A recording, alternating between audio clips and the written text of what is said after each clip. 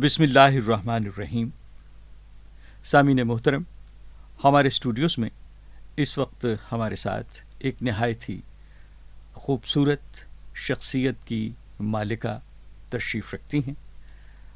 ان کی شخصیت میں ایک حسن ہے، انہیں دیکھ کر ایک تقدس کا احساس ہوتا ہے اور ایک طمانینت کا احساس ہوتا ہے انہیں مل کر.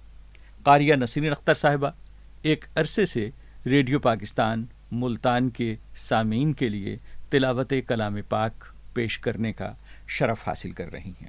ان کا اعزاز یہ ہے کہ یہ ریڈیو پاکستان کی پہلی اپروو قاریہ ہیں. تو آج ان سے ہمیں یہ پوچھنا ہے کہ اس سفر کا آغاز کس طرح سے ہوا، کیونکہ ہمارے ہاں عموماً اس طرح سے قاریات جو ہیں ان کی کوئی روایت کم از کم ملتان کی حد تک تو موجود نہیں تھی. اس سفر میں انہیں کیا کیا مشکلات پیش آئیں اور اس قرآن حکیم کی تلاوت کے صدقے میں انہیں کیا کیا کچھ نصیب ہوا، یہ بھی ان سے پوچھیں گے. ان کی خاندانی زندگی کے بارے میں سوالات کریں گے. خوش آمدید ہمارے اسٹوڈیوز میں. بہت شکریہ.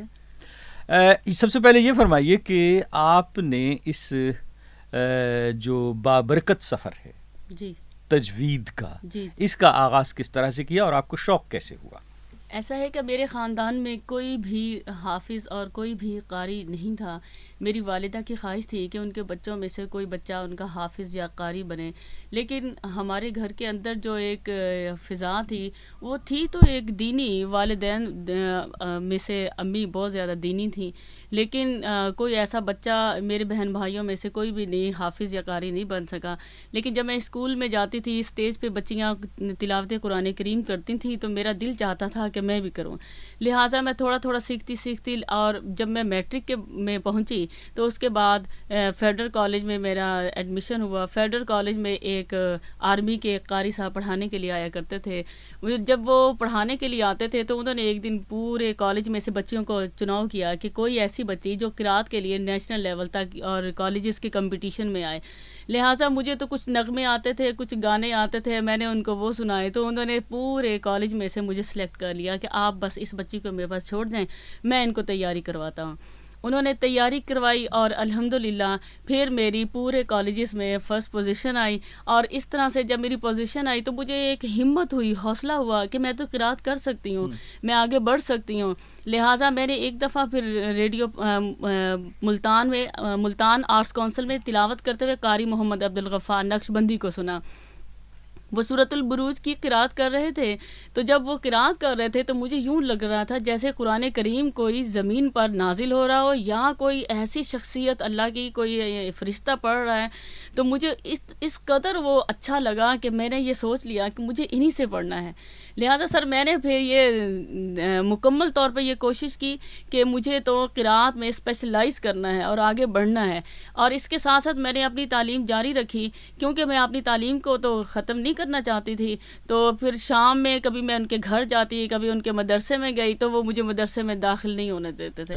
انہوں نے کہا جی یہ تو لڑکوں کا مدرسہ ہے، آپ یہاں نہیں پڑھ سکتی.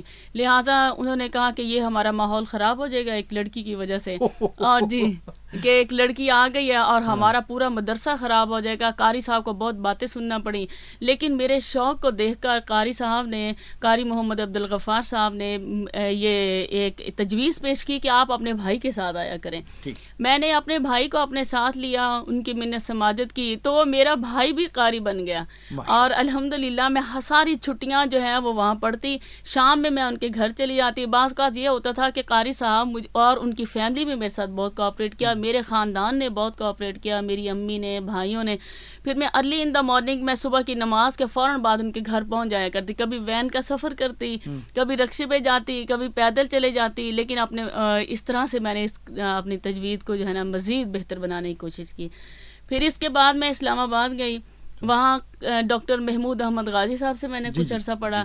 اور پھر میں جب لاہور آئی تو یہاں ایک بادشاہی مسجد میں قاری محمد سعید صاحب تھے.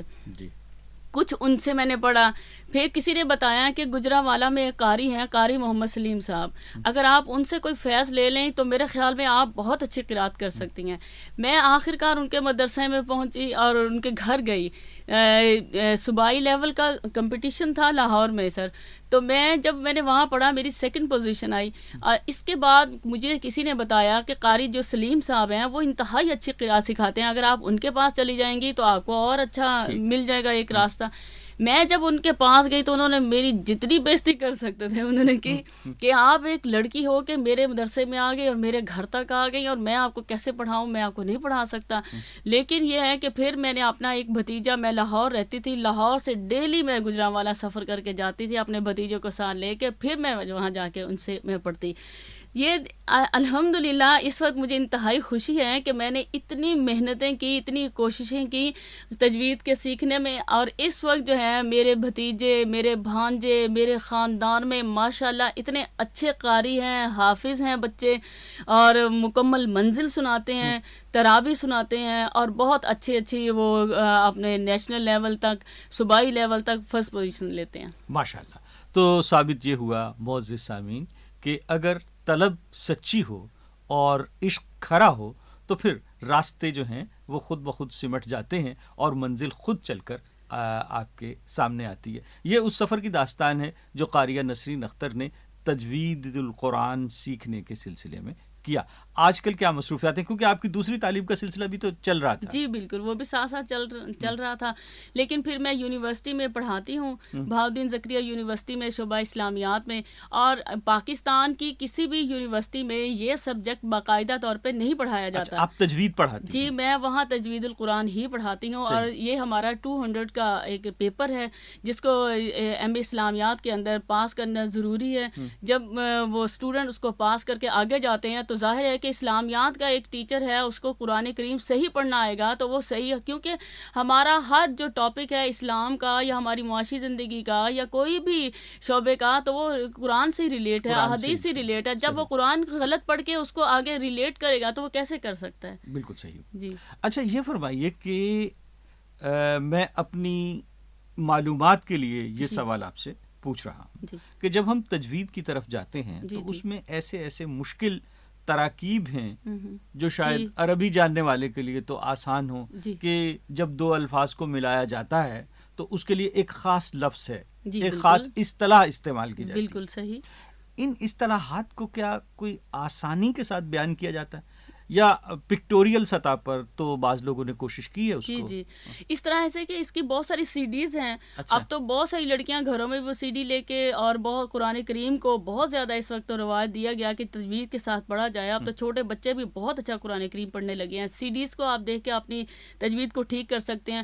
اس کے علاوہ قرآن کریم جو ہے بازار میں مختلف رنگوں میں آ گیا ہوا ہے, کہ جو یہ رنگ جو ہے یہ آپ کو یہ ظاہر کرتا ہے کہ یہاں آپ نے غنہ کرنا ہے, یہاں آپ نے اخفا کرنا ہے, اس لفظ کو آپ نے لمبا کر کے پڑھنا ہے, اس لفظ کو آپ نے چھوٹا کر لینا ہے. تو وہ آپ اگر وہ تجویدی رنگین قرآن کریم بازار سے لے کے آپ, ایک عام بندہ بھی اس کا ادراک کر جاتا ہے, سوائے اس کے کہ وہ 2-3 کلاسز تجوید کی لے لے, یا کسی بھی قاری صاحب کو ریکویسٹ کر کے وہ 2-3 دن ان سے پوچھ لے گا, تو وہ تجویدی جو ہے اس کی عام زندگی میں جو وہ قرآن کریم پڑھتے ہیں تو وہ اس کو پڑھنے کے لیے قابل ہو جائیں گے. آپ کو ریڈیو سے وابستہ ہوا کتنا عرصہ ہو گیا؟ جی ریڈیو سے وابستہ مجھے 11 سال ہو گئے, اور میں نے تجوید کوئی ریڈیو پہ پڑھنے کے لیے نہیں سیکھی تھی. ہاں جی مجھے کوئی بھی مشہور ہونے کا کوئی بھی وہ نہیں تھا کہ کبھی میں ریڈیو پہ آ سکتی ہوں, اور میں نے اس نقطہ نظر سے نہیں پڑھا تھا. یہ جب میں قرآن کریم کو اتنا اچھا پڑھنے لگ گئی تو میں صوبائی لیول پہ فرسٹ آئی, نیشنل لیول پہ فرسٹ آئی.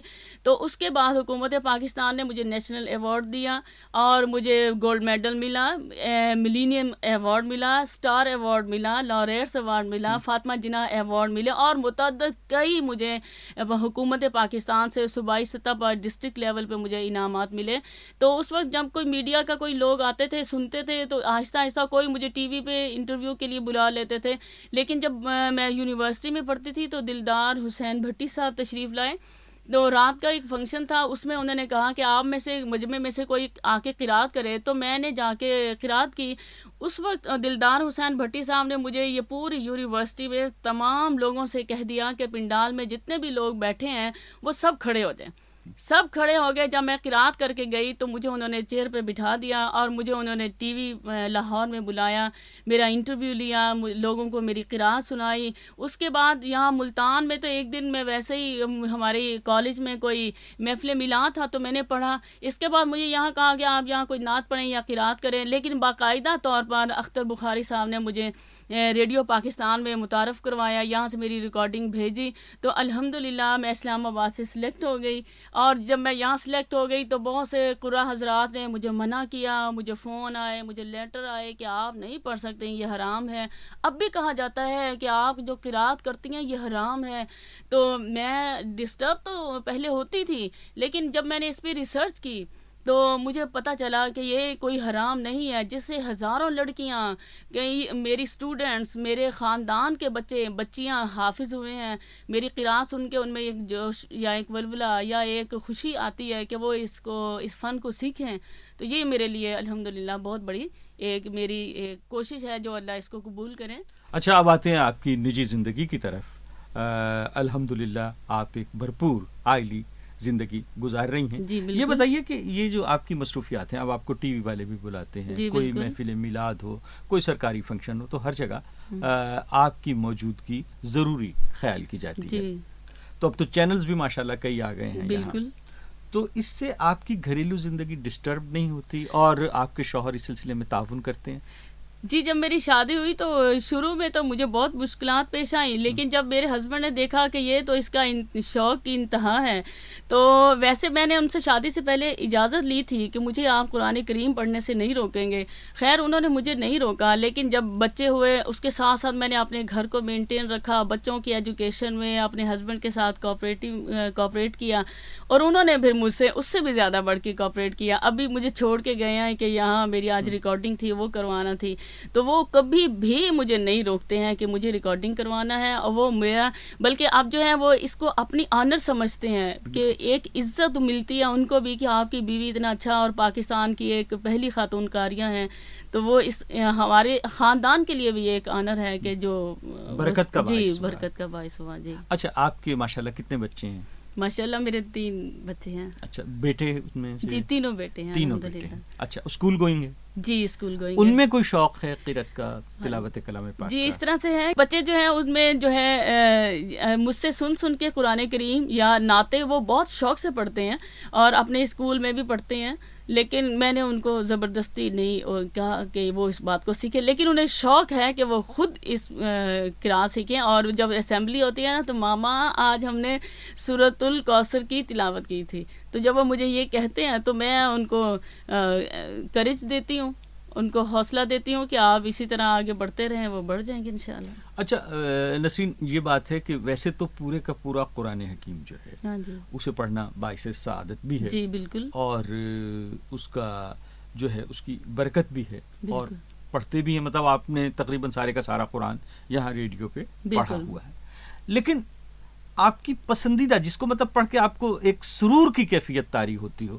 وہ کون سی صورت ہے قرآن پاک کی؟ اصل میں قرآن کریم تو پورا ہی سرور کی ایک حالت ہے اس کی, لیکن جب لوگ بار بار ہم سے یہ ریکویسٹ کرتے ہیں کہ سورۃ الرحمن سنائیں تو سورۃ الرحمن سنائیں, اس کو سنا کے ان لوگوں کو یعنی مسرور کر کے اس صورت میں ہمیں بھی سرور آتا ہے کہ لوگ اگر اس کو اتنا زیادہ پسند کرتے ہیں اس صورت کو, تو ہمیں بھی اسی کو پڑھ کے زیادہ مجھے نہیں سمجھ میں آتا کہ میں یہ والی بات کہہ سکتا ہوں یا نہیں کہہ سکتا, لیکن واقعی سورہ رحمان جو ہے وہ قرآن حکیم کا جسے کہنا چاہیے نا کہ جی, اسے عروس القرآن کہا گیا. ہاں جی, عروس القرآن ہے. تو کوئی سی 2 آیتیں اس وقت آپ ہمارے سامعین کے لیے؟ ضرور. اعوذ باللہ من الشیطان الرجیم, بسم اللہ الرحمن الرحیم.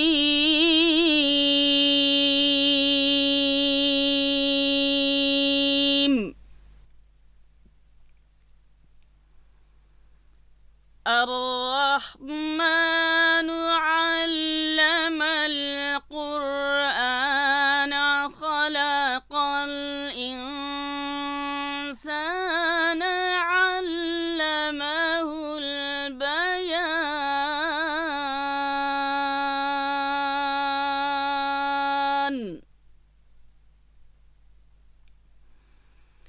والشمس والقمر بحسبان والنجم والشجر يسجدان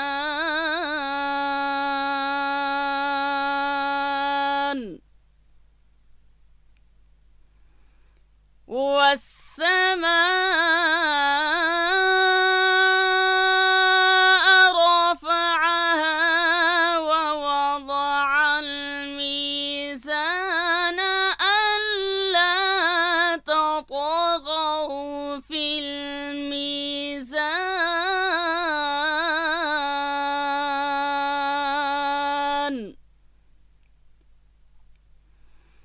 وأقيموا الوزن بالقسط ولا تخسروا الميزان والأرض وضعها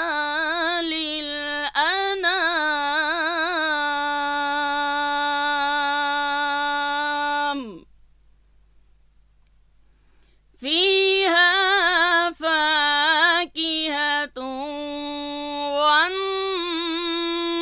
والنخل ذات الأكمام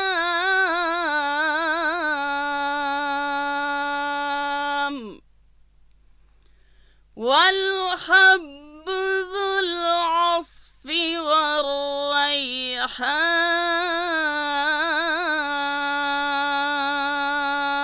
والريحان فبأي آلاء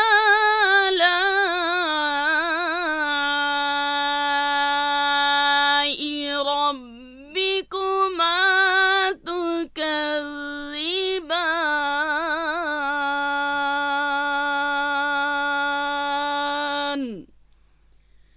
فبأي آلاء ربكما تكذبان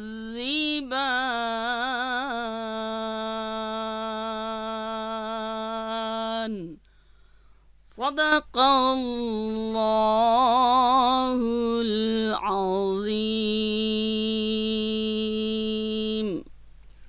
جزاک اللہ. سامعین محترم، اس روح پرور تلاوت کے بعد مجھے انٹرویو ختم کر دینا چاہیے، لیکن کیا کریں کہ خدا کا ذکر کریں، ذکر مصطفیٰ نہ کریں. ہمارے منہ میں ہو ایسی زباں خدا نہ کرے. سرکار دو عالم نبی اکرم صلی اللہ علیہ وآلہ وسلم کی مدحت نعت کی صورت میں تلاوت کے بعد ضروری ہے، اور قاریہ نسرین اختر صاحبہ جہاں قرأت میں مہارت رکھتی ہیں، شہرت رکھتی ہیں، وہیں نعت خوانی میں بھی معروف ہیں، ممتاز ہیں، اور ملتان کی ممتاز ترین نعت خوانوں میں ان کا شمار ہوتا ہے. نعت کے دو اشعار. صدیق امی حرمت ایقان محمد ذیشان ہے ذیشان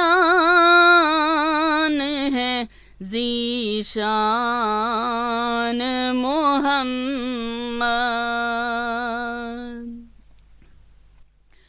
اول ہو کے اوسط ہو کے آخر ہو کے کل ہو ایمان ہے ایمان